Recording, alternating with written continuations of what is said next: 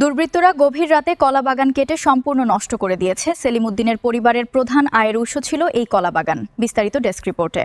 সিলেট জেলার গোয়াইনঘাট উপজেলার পশ্চিম জাফলং ইউনিয়নের ৫ নম্বর ওয়ার্ডের অন্তর্ভুক্ত জয়নগর গ্রামে এক হৃদয় বিদারক ও নিন্দনীয় ঘটনা ঘটেছে, যা পুরো এলাকায় চরম উদ্বেগ ও ক্ষোভের সৃষ্টি করেছে।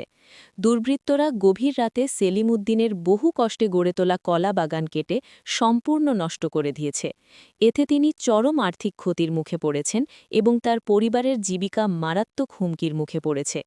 ভুক্তভোগী সেলিম উদ্দিন জানান, তার পরিবারের প্রধান আয়ের উৎস ছিল এই কলা বাগান।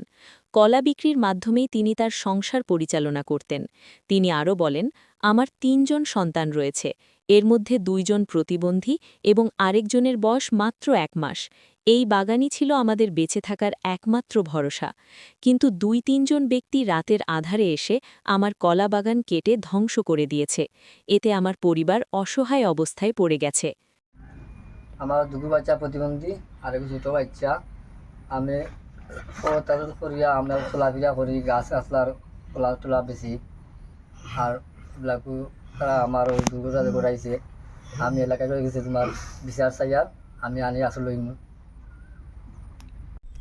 কারণ আমরা যাওয়ার সময় রাস্তাবাদী দেখলাম যে গাছগাছালি, গুয়ার গাছ এবং কলার গাছ, এটা বাগান কদম গাছ কাটিয়ে একবারে ধ্বংস করে লিছি। এগুলা তো আসলে ঠিক নাই। সেবা খারা গাছ এগুলো তো মারাত্মক নিয়া, কারণ এগুলো তো সহ্যর বাড়া, মানে এই যে ধরনের কাজ, কিন্তু এগুলা ঠিক হয় নাই আসলে। আমার নাম সেলিম উদ্দিন, গ্রাম জয়নগর।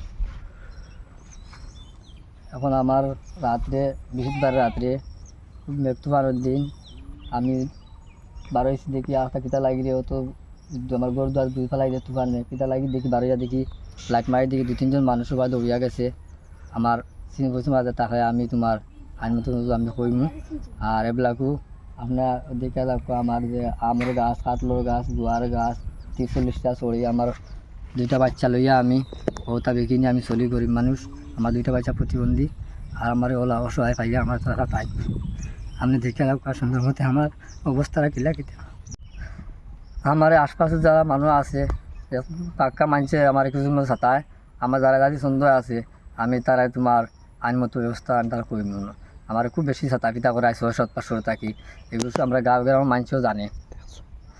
এর বাদেও আছে ডাইনবাবু বাড়ি আছে, এরাও আমার সাঁতা পিতা করে। এটা গাঁও গ্রামের মানুষও তখন বেশি জানে।